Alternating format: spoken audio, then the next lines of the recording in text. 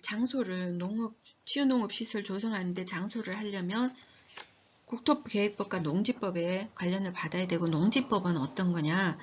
농지법에서 제2조에 농지는 전답 과수원, 그 밖에 법적 지목을 불문하고 실제로 농작물 경작지 또는 대통령령으로 정하는 다년생 식물 재배지로 이용되는 토지를 농지라고 한다. 농지는 전답 과수원, 그리고 지목을 불문하고 재배지로 이용되는 다년생 식물 재배지로 이용되는 토지는 농지라고 본다라는 거죠. 여기 법적 지목이라는 것은 공간정보의 구축 및 관리에 관한 법률에서 지목의 종류를 분류하고 있는데, 거기에 지목은 전, 답, 과수원, 목장용지, 임야, 광천지, 염전, 대농, 공장용지 쭉쭉쭉 나눠지는데, 그 중에서 농지법에 관련하는 것은 지목이 뭐라? 전, 답, 과수원, 그리고 그 외에 대통령령으로 정한 다년생 식물 재배지로 이용되는 토지가 해당이 된다. 농지는. 그리고 농지법 제3조에 의해서 농지는 국민에게 식량을 공급하고 국토 환경을 보존하는 데 필요한 기반이 된다. 그리고 농지는 농업 생산성을 높이는 방향으로 소유 이용되어야 하고 투기 대상이 돼서는 안 된다. 그리고 농지법 제2조 에서 계속 2항 치유농업시설로서 활용하고자 하는 모든 토지는 치유자원의 유형에 따라 직간접으로 영향을 받는다.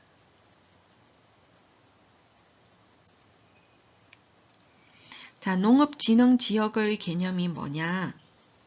농업진흥지역이라고 나눠진다는 것은 지난번에 농림지역에서 국토 용도지역 중에서 농림지역에서 농업진흥지역과 보전산지로 나눠진다고 했잖아.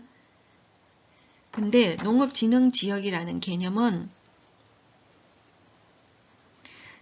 농지의 효율적 이용과 보전을 위해서 지정을 하고 있는데, 국토계획 및 국토계획법에 따르면 도시지역의 녹지지역과 관리지역, 농림지역, 그리고 자연환경 보전지역을 대상으로 선정할 수 있는데, 어디를 제외한다고? 특별시의 녹지지역은 제외한다. 특별시의 녹지지역에는 농업진흥지역을 만들지 못해. 그리고 농업진흥지역은 또다시 농업진흥구역과 농업보호구역으로 구분하여 지정한다. 농업진흥지역은 농림지역에서 구분을 해놨는데, 농림지역은 농지법 농업진흥지역이라고 나눠져 있고, 농업진흥지역은 도시지역 내의 녹지지역, 그리고 관리지역, 일반적인 관리지역, 농림지역, 자연환경 보전지역을 대상으로 하는데, 이것을 또 다시 농업진흥지역은 구역으로 다시 나눈다. 농업진흥구역과 농업보호구역으로 나누어진다. 농업진흥구역은 농지가 집단화돼서 농업 목적으로 이용할 필요가 있는 지역을 말하고, 현재 농업을 시행 중인 지역이고, 그것이 농업용으로 이용하고 집단화되어 있는 지역을 농업진흥지역이라고 하고, 그 외에도 이렇게 집단화돼서 농림지역에서 집단화되어 있는 그 외의 지역에서도 농업용으로 이용하고 있는 토지가 집단화되어 있는 경우에는 농업진흥구역이다. 농업보호구역이라는 것은 농업진흥구역의 용수원 확보, 수질 보전 등 농업 환경을 보호하기 위해서 필요한 지역을 농업보호구역이라고 정해놨다.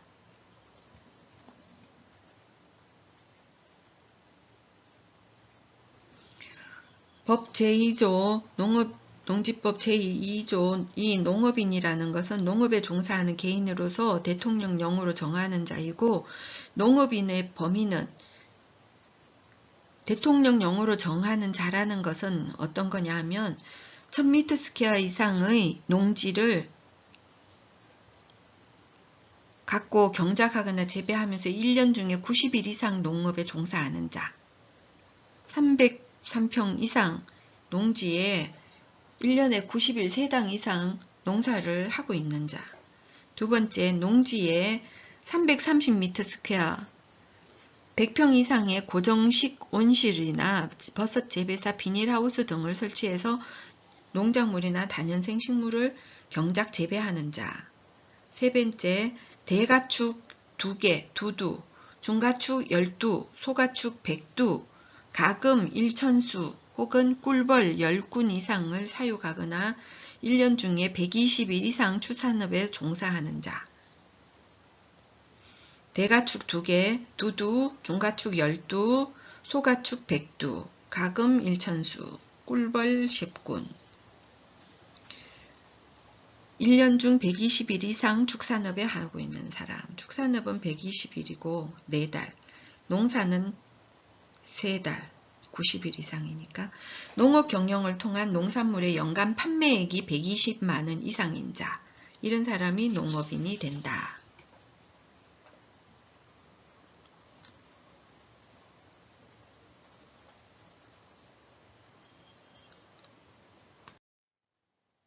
시설. 치유농업 자원의 시설은 첫 번째, 국토계획법에 따른 시설 가능 범위. 국토계획법에 따른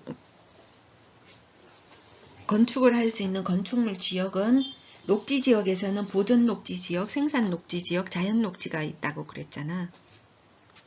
그리고 관리지역에는 보전관리지역이 있고 생산관리지역이 있고 계획관리지역이 있다고 했는데 건축물을 시설 가능한 곳은 치유농업 시설을 할 수 있는 곳은 녹지지역, 도시지역 중에서 녹지지역 중에서 보전녹지지역, 생산녹지지역, 자연녹지지역 그리고 관리지역 중에서는 보전관리지역이 가능하다. 그리고 농촌융복합법에 의해 가지고 치유농업만 더 할 수 있는 곳이 있는데 건축물을 세울 수 있는 건 아까 전에 말했는 그런 곳만 가능한데 생산관리지역에 관리지역 중에 생산관리지역에 농촌융복합법에 의해 가지고 500m 스퀘어 미만으로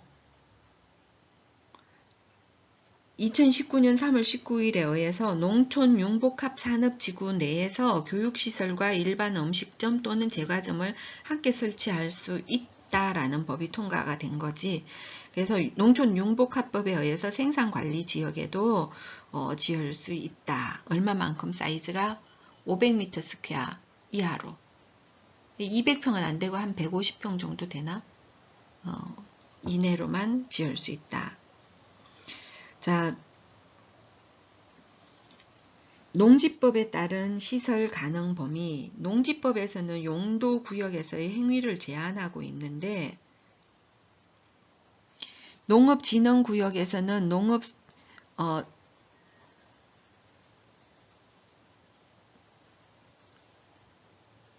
농업진흥구역에서는 농지 개량, 농업 생산 이런 것들만 할 수 있고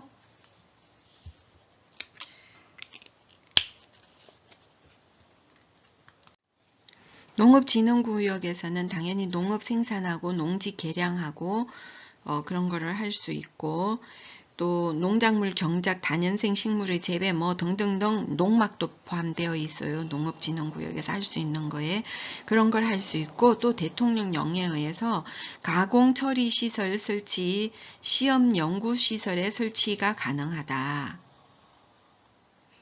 그리고 농업진흥구역에서 대통령령에 의해 가지고 또 추가로 할 수 있는 거가 농지, 산림, 축사, 의장, 농수산물 가공 처리 시설을 체험하려는 자를 대상으로 하는 교육 홍보 시설도 가능하고 자기가 생산한 농수산물과 그 가공품을 판매하는 시설이 가능한데 그 부지의 총 면적은 1000m 스퀘어 미만이어야 된다.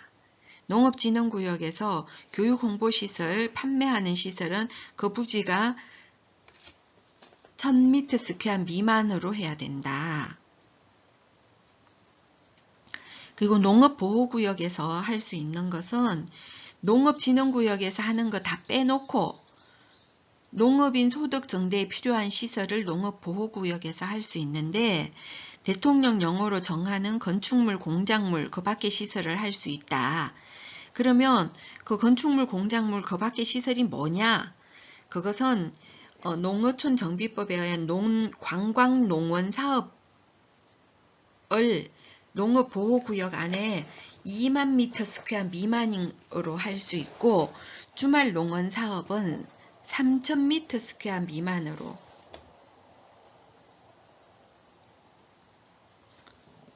300평 그러니까 1000평 미만으로 할 수 있고 주말 농원은 1000평 미만으로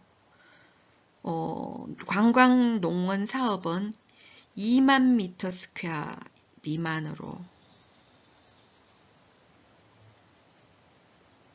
300평 6,000평까지 가능하다. 관광농원 사업은 6,000평 주말 농원 사업은 3,000m 스퀘어니까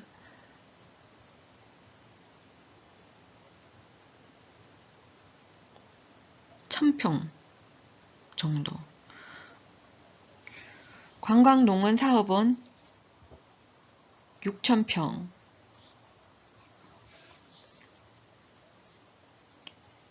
주말농원 사업은 약 1,000평 미만으로 가능하고 태양에너지 발전시설은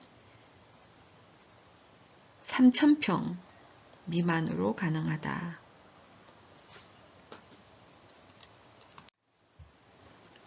(1996년) 이후로부터 농지 소유의 상한을 폐지했어요. 그래가지고 능력이 있으면은 농지를 많이 갖고 있을 수 있는데 단 농지는 뭐 하면 안 돼? 소작은 안 돼. 그치? 다 자기가 관리해야 돼. 진짜로 농사를 지어야 되는 거지. 자연 녹지 지역에서는 휴게 음식점이 가능하다. 1종, 2종 근린생활시설에. 예를 들면 경남 양산 카페 아리주진. 농림지역에 답이나 농업진흥구역의 동물체험장을 가능하다. 예를 들면 평택의 초록미소마을, 모래놀이터, 잔디정원 이런 거. 인천의 갤러리 더 네이처 이런 것도 가능하고. 또 관계되는 법은 건축법인데 건축법에 의하면 3조 5항 관련 근린시설에서는 할 수 있는 왜 여기 이렇게 되면 제1종, 2종 근린생활시설은 가능하다 이렇게 되어 있으니까 자연녹지지역의 휴게 음식점이 가능한데 농림지역에서 동물체험장도 가능한데 그게 1종, 2종 근린시설 이렇게 되어 있으면 1종 근린시설은 300m 스퀘어 미만 100평 미만 2종 근린시설은 공연장이나 종교 집회가 150평 약 500m 스퀘어 미만 가능하고 건축물의 용도에 따라서 건축법에 의하면 건축물의 용도는 28가지 정도 있는데 그 중에 건축물 중에서 예를 들면 동물 및 식물시설 21번 휴게 음식점 제과점 300m 스퀘어까지 가능하구나. 동물 위탁시설, 관광 휴게시설, 뭐 이런 식으로 운동시설, 판매시설, 문화 집회시설, 전시장, 동식물원 이런 것들이 다 건축물의 용도 중에 28개 속에 하나로 분류되어 있다. 그러니까 건축법에 의해서 제3조 5항 관련해서 근린생활시설에서 1종과 2종이 할 수 있는 거는 1종은 300m 스퀘어 미만, 2종은 공연장이나 종교 집회는 500m 스퀘어 미만, 휴게 음식점, 제과점은 300m 스퀘어 미만에서 할 수 있는데 그것을 할 수 있다, 근린생활시설에 할 수 있다는 건축물의 용도는 아까 말한 것처럼 그런 것들, 생물시설 이런 것들을 할 수 있다.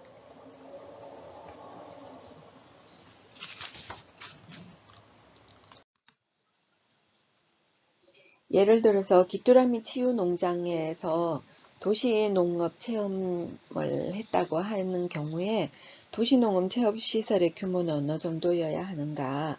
그것을 보면 도시농업 육성 및 지원에 관한 법률 시행규칙 제8조와 제10조에 근거로 해서 볼 때 귀뚜라미 치유 농장이라고 하면 공영 혹은 민영 도시농업 농장의 텃밭은 1500m 제곱미터 이상일 것, 1500제곱미터 이상일 것.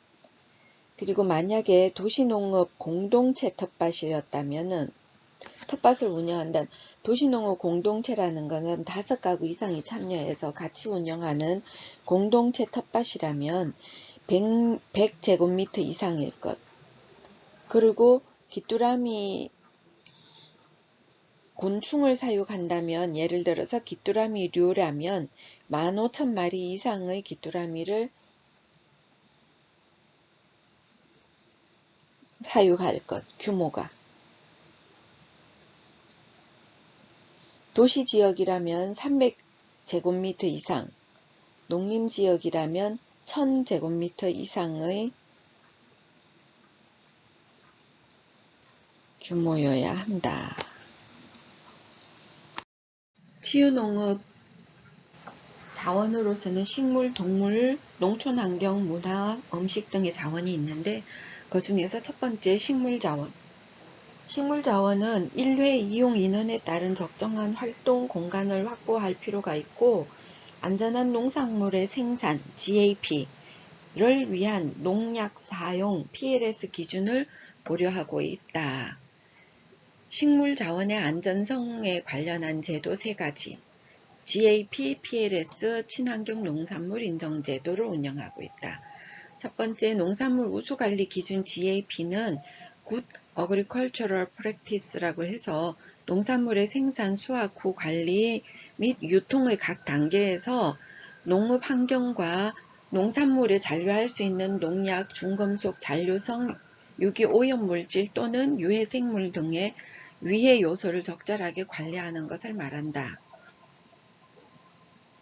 이 중에서 농약에 대해서는 특별히 더 강화해서 두 번째 농약 허용 기준 강화 PLS 제도를 운영하고 있는데 2019년도부터 국내 잔류 허용 기준이 설정된 농약 이외에는 일률적인 기준 0.01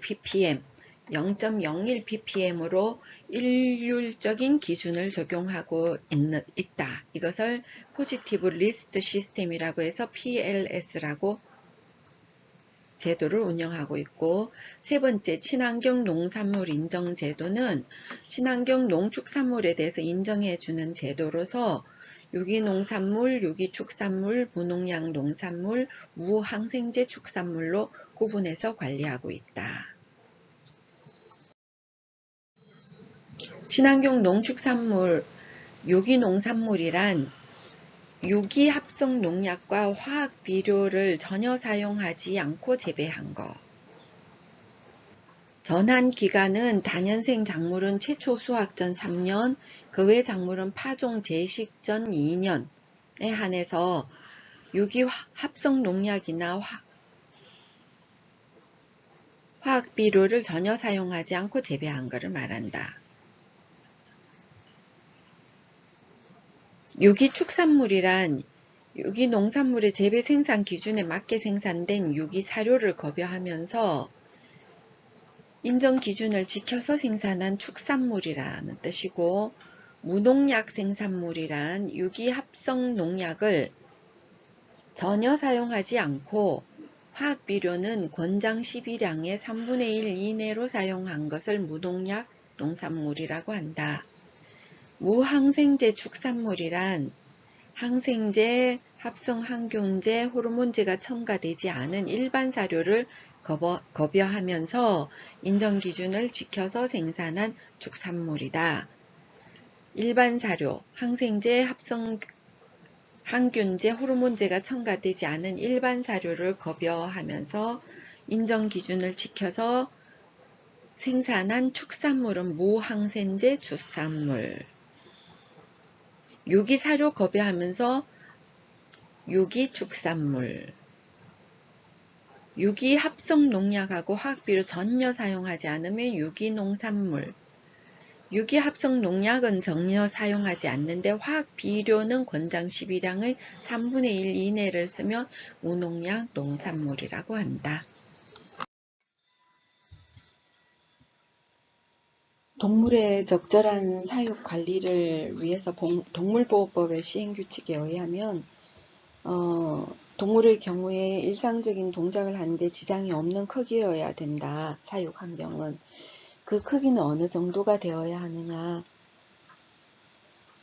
그러니까 가로 세로로 해서 동물의 몸 길이, 즉 말하자면 코에서부터 꼬리까지의 2.5배 및 2배 이상일 것. 높이는 뒷발로 섰을 때 머리가 닿지 않는 높이 이상일 것이어야 한다. 그리고 개별 기준에 의하면 동물의 소유자는 동물의 본래의 습성을 유지하기 위해서 낮 시간 동안에 축사 내부의 조명도를 유지해야 되는데 돼지의 경우에는 최소 조명도가 40룩스 이상으로 해서 8시간 이상 연속된 명기를 제공할 것. 8시간 이상 40룩스 이상의 밝음을 제공할 것. 육개의 경우에는 바닥의 평균 조명도가 최소 20룩스 이상으로 해서 6시간 이상 연속된 암기, 어두움을 제공할 것. 그리고 소와 돼지와 산란개 또는 육개의 경우에는 축사 내에 아모니아 농도는 25ppm을 넘어서는 안 된다. 그리고 깔집을 주기적으로 교체해서 건조하게 관리할 것. 그리고 개는 분기마다 1회 이상 구충을 하여야 한다. 그리고 돼지는 송곳니, 발치, 절치 및 거세는 생후 7일 이내에 할 것.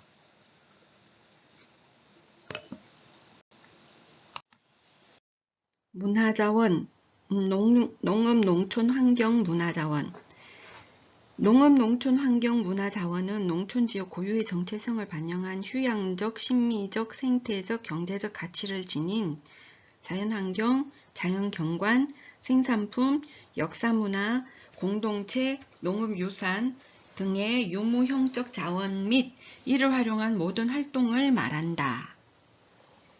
한편 경관법에서 2조에서는 경관이라는 것은 자연, 인공요소 및 주민의 생활상 등으로 이루어진 일단의 지역 환경적 특징을 나타내는 것이다 라고 정의하고 있다.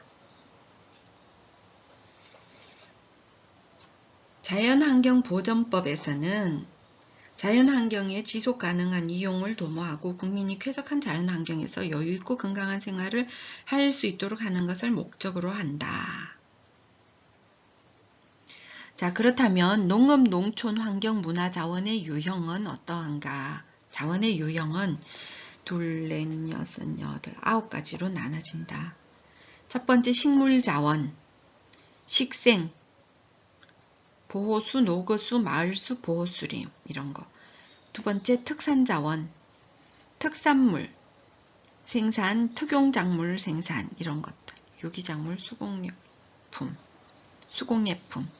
이런 것도 특산자원에 들어가고 세 번째 경관자원, 농업경관, 하천경관, 산림경관, 주거지경관 이런 것도 다 경관자원이다. 문화자원이니까. 네 번째 지형자원, 특이지형, 등산로 이런 것들도 다 지형자원이고 다섯 번째 수자원, 하천, 저수지, 지하수, 섭지, 생물, 서식지 이런 것들 다 수자원으로 활용할 수 있다. 여섯 번째 시설물자원, 공동생활시설, 기반시설, 공공편익시설, 환경관리시설, 농업시설 이런 것들도 시설물 자원으로 활용할 수 있고 일곱 번째 전통자원, 문화재, 사적 등 지정 전통 건조물, 비지정 전통 건조물, 신앙공간, 전통주택, 마을 상징물 이런 거 다 전통 자원으로 활용할 수 있다. 8번째, 공동체 자원. 생활 공동체 활동, 친목계, 농업 공동생활체 활동, 장목반, 유통조직, 또 마을 문화 활동, 마을놀이, 공동체 문화 이런 것들 전부 다 공동체 자원으로 활용할 수 있다. 그 다음 9번째, 농업 자원. 우리가 농업 유산. 우리가 특히 관심 있는 것, 농업 유산. 농업인이 해당 지역의 환경, 사회, 풍습 등에 적응하면서 오랫동안 형성시켜온 유형, 무형의 농업자원, 예를 들면 농산물 생산, 농업자원 지식체계 및 기술, 농업자원의 문화, 가치체계와 단체, 농업생물 다양성 뭐 이런 것들 모두 다 농업유산이다. 농업유산을 활용한 예로는 대만의 타이중 치장, 황제의 살 공연하는 거. 예를 들면 프랑스 남부의 밀밭에서 자크무스 패션쇼 하는 거. 예를 들면 순창에서 미나리 유기농 오감 체험하는 거. 이런 것들 다 해당하는 유산이 되겠습니다.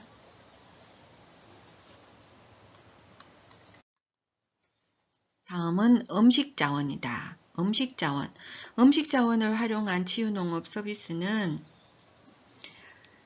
음식을 제공하는 프로그램이나 수확한 재료나 제공된 재료를 활용해서 직접 만들어서 섭취하는 서비스를 말하는데, 식품위생법에 따르면 치유농장의 음식업 등록 여부는 치유농업법과 무관하다. 음식업으로 업태를 등록해가지고 음식을 제조 판매하는 경우에는 무조건 식품위생법을 준수해야 한다. 제공되는 모든 서비스는 개별법을 적용받음으로써 각종 인허가와 신고 등록을 해야 한다.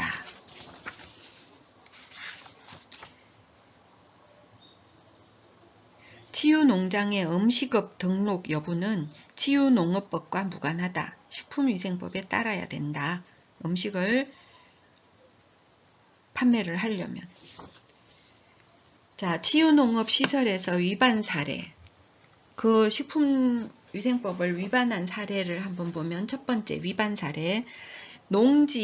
자연녹지 지역인 농지에서 비닐하우스는 농작물의 재배에 이용되어야 하는데 이를 위반하여 농지법이 위반이다.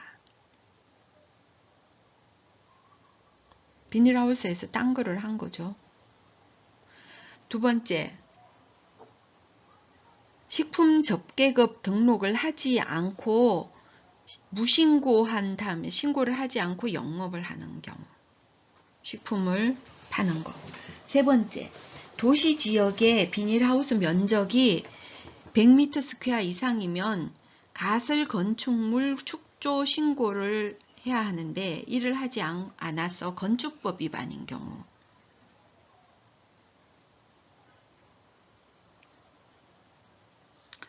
네 번째, 중요시설물 보호지구 야간에 공항에서 조명 레이저를 발사를 해가지고 위반한 경우. 다섯 번째, 국토계획법 개발행위 허가지역을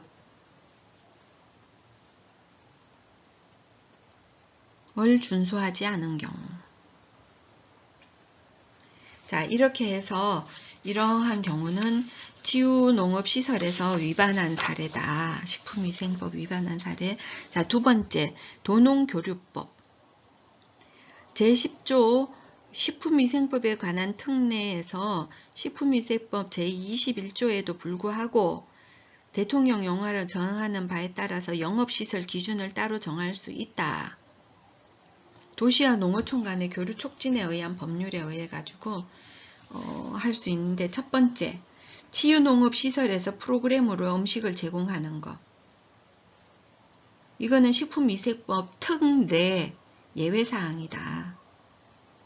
치유농업시설에서 프로그램을 진행하면서 음식을 먹는 거. 열심히 뭐 만들기 뭐 하고 그래서 식품위생법 시설 기준 식품 적계급에 따른 시설을 갖추어 시군 구청에 일반 휴게 음식점 영업 신고 후에 음식을 제공하여야 한다. 그 다음 도농교류법에 의해서 도시와농어촌 교류법에 의해서 직접 수확하거나 제공된 재료로 직접 만들어 섭취하는 경우, 직접 수확해서 제공된 재료로 직접 만드는 경우는 예외로 인정을 한다는 거지.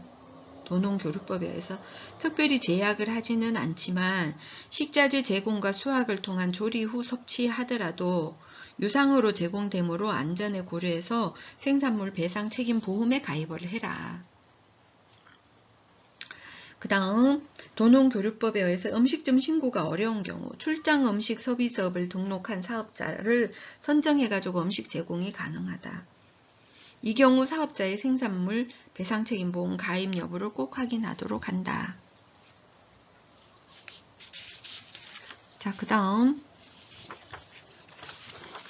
감염법 예방법. 지금 식품위생법, 그 다음 도농교류법, 그 다음 세 번째 음식 판매하는 거에 있어서 감염병 예방법에 준수해야 된다.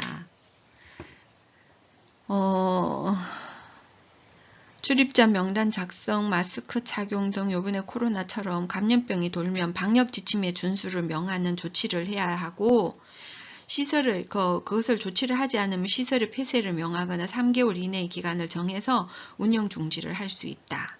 그리고 운영 정지를 하라고 했는데 그거를 안 지키면 시설의 폐쇄를 명할 수 있다. 감염병 예방법을 잘 지켜야 된다. 치유농업시설의 환경 조성할 때에는 대상자들의 신체적, 정신적 특성에 맞는 다양한 사항을 고려해야 하는데, 특히 시설 조성 시에 관련 법에서 정한 최소한의 기준이 있다. 그 기준을 인지하고 있어야 되는데, 치유농업시설 조성 시 접근성, 편리성, 안정성 등과 같은 관련된 제도적 기준에 대해서 반드시 알고 있어야 된다. 첫 번째 접근성은 치유 대상자의 접근성을 고려해서 주차장, 주차공간, 출입구, 안내도 등을 설치 관리해야 된다는 거고, 두 번째 편리성은 실내 교육장 조성해야 되고 화장실 세면대, 농막, 그늘막을 기준에 맞게 설치해야 하고, 세 번째 안정성, 안전시설제도, 시설보험제도, 전문인력 사전 확인제도 등을 사전에 숙지해야 한다. 첫 번째 치유농업시설의 특징, 첫 번째 접근성. 예를 들면 첫 번째 주차장과 주차공간은 농지의 경우 농지법상 주차장 설치가 어렵다. 거동이 자유롭지 못한 대상자일 경우 치유농업시설 선정할 때 주차장에서 가까운 농지를 활용해야 한다. 농지법상 주차장 설치 안 되니까. 농업진흥구역에서는 개별 주차장 설치가 금지되어 있고, 그래서 개별 주차장 설치는 금지되어 있으니까 마을 공동 주차장 이용이나 설치 후에 활용할 수 있다. 농업진흥구역에서는 마을 공동 주차장은 가능하다는 거지. 농업인 내 공동생활에 필요한 편의시설 및 이용시설의 설치는 예외로 두고 있기 때문에 그렇다. 두 번째, 치유농업시설의 출입구, 접근성 출입구. 치유농업시설까지 도보 및 비상시 구급 차량으로 접근이 원활하게 이루어져야 되는데, 큰 도로에서 치유농업시설까지 안내 표지가 충분히 설치되어 있어서 출입구를 상시 관리해야 한다.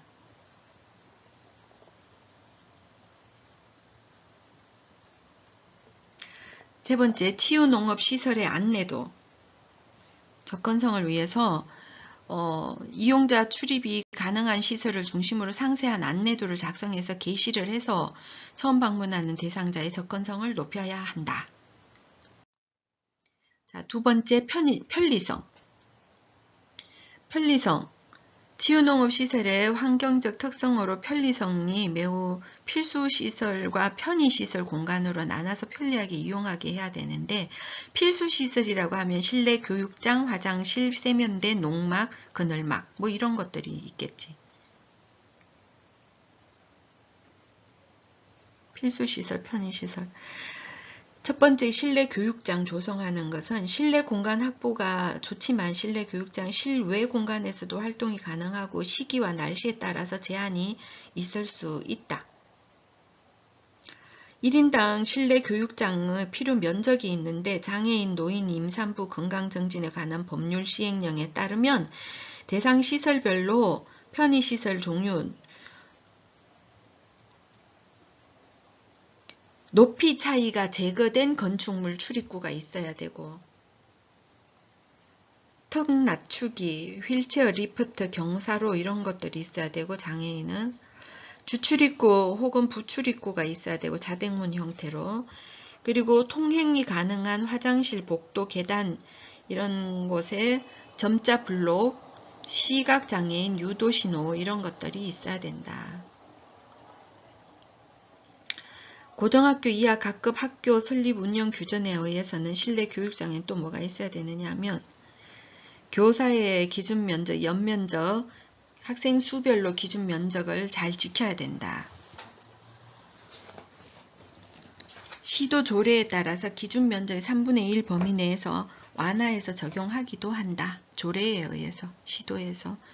그 다음 세 번째 1인당 필요 면적은 청소년 활동진흥법의 시행규칙에 따르면 수련시설 설치 기준을 따르면 1인 실내 집회장은 1m 스퀘어, 수용 인원이 150명 이하일 경우에는 1m 스퀘어, 1m 스퀘어 하면은 3분의 1평 요 정도의 공간이 있어야 된다. 실내 교육장은 150명이 만약에 초과하면 초과하는 1명마다 0.8m 스퀘어를 더해서 운영을 해야 된다. 그러면 150명이 있으면 몇 평이 있어야 된다는 거야? 150m 스퀘어가 있어야 된다는 거야. 150명이 교육을 받으려면 150m 스퀘어가 있어야 되니까 교육장은 몇 평이어야 되지? 약 50평 정도의 교육장이 있어야 된다는 거죠. 150명이 오려면 50평이 있어야 돼. 교육장으로, 실내 교육장으로. 큰 강의실이 필요한 거지.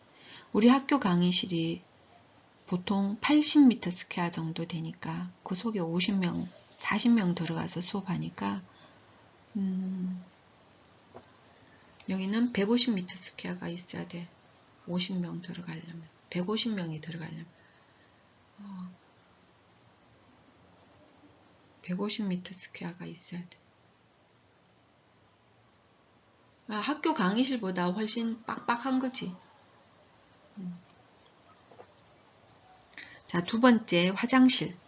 화장실 설치는 기본적으로 건축물이 설치될 수 있는 토지의 건축을 전제하고 관할 지자체에 반드시 신고하고 화장실 설치 여부는 해당 지자체에 반드시 확인을 해야 된다. 화장실 설치 관련해 가지고는 하수도법에 의해 가지고 1일 5수량 정화조 설치해야 되고 공중화장실 등에 의한 법률 시행령에 의해서 마을 공동화장실, 공중화장실 설치 기준을 따라야 되고 공중화장실 설치 기준에 따르면 남녀를 반드시 구분해야 하고 남성 소변기 가림막이 있어야 되고 대소변기는 수세식으로 되어야 한다. 그 다음 장애인, 노인, 임산부 등의 편의정진 보장에 의한 법률에 의해 가지고 또 편의시설 설치 기준을 따라줘야 되고 환경부 고시에 의해서 건축물 용도별로 오수 발생량, 정화조 처리 대상이 있는 선정 기준, 오수 발생량이나 이런 것은 기준 이상으로 넉넉하게 준비를 해서 접근해야 된다. 화장실 설치 관련해서 예를 들면 충주의 수안보 슬로우파머라는 치유농장에서 2021년 우수 치유농장으로 선정이 되었고 치매안심센터로 연계 사업을 하고 있는데 이런 걸 잘 지켜서 잘 만들어져 있다는 거지. 세 번째, 세면대. 지금 현재 편의성 이야기가 나오니까 세면대 이야기가 또 나오죠. 세면대는 이용 대상자의 상황에 맞는 세면대 수와 높이 공간을 고려해서 설치해야 되고 유아나 어린이를 위한 발받침이 있어야 된다. 농막. 농막은 농지법에 따라서 농막, 농자재 보관, 휴식, 간이 취사 등을 목적으로 한 소규모 시설이다. 농막은 뭐라고? 농자재 보관, 휴식, 간이 취사 등을 목적으로 한 소규모 시설이다. 농막 시설의 규모는 20m² 이하여야 된다. 3618 6평 이내여야 한다. 상시 거주에 사용하는 것이 농막은 아니고 간이 취사, 잠시 휴식 이런 거 해야 되고 특히 지방자치단체 조례에 따라서 가설 건축물 축조 신고를 하여야 건립할 수 있으므로 반드시 조례를 확인하고 설치해야 된다. 5번째 그늘막. 그늘막의 경우에 농지에 농작업을 하는 기간에 더위를 피하고 휴식을 취할 목적으로 이동이 가능한 천막을 설치해서 활용하는 것. 이런 것들이 있다. 자, 그래서 편리성은 농지법 적용하고 위반하면 원상복구도 하라고 해버리니까 반드시 농지법을 잘 적용해서 하고 농막 같은 거 특히 시작 단계부터 법규를 잘 준수해야 된다. 그 다음 안정성. 안전성은 치유농업 사업장의 필수사항이지. 예를 들면 안전난간, 영업배상보험 드는 거, 아동청소년 성보호 이런 것들이 안전성을 높이는 데 기본적인 사항이라고 볼 수 있다.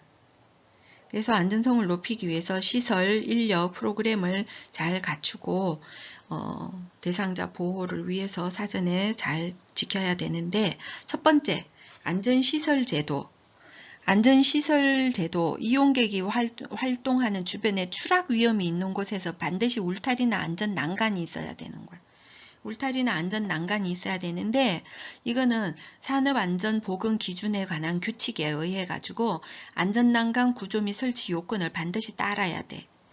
그 안전난간의 구조 설치 요건은 임의의 방향에서 100kg 이상의 하중에 견딜 수 있어야 되고 높이는 90에서 120cm, 120cm, 지름은 2.7cm 이상의 금속 파이프, 2.7 이만큼 두꺼운 걸로 해야 된다라는 거지.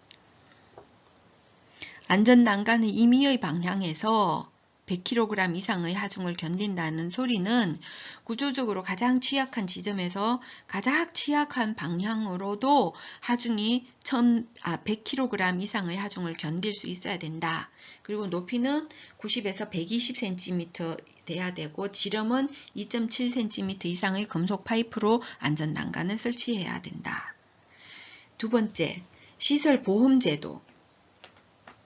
시설 운영 규모와 장소에 따라서 직접 의무 가입 대상에서는 제외되어 있으나 치유농업시설 직접 의무 가입 대상에서는 제외되어 있으나 청소년 이용객이 있을 경우에는 필수로 시설보험 제도를 청소년활동진흥법에 의하면 제25조 이용자의 생명과 재산상의 손해를 담보하는 영업배상 책임보험을 반드시 가입하라고 되어 있으니까 이용객의 신뢰와 농장 이미지 개선 그리고 불의의 사고에 대비할 수 있도록 영업배상 책임보험을 가입하도록 한다.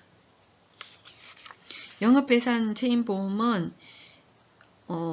타인의 신체상의 재물훼손 이런 거 있을 때 배상 책임을 부담해야 하는 손해를 보상하는 보험 상품이지.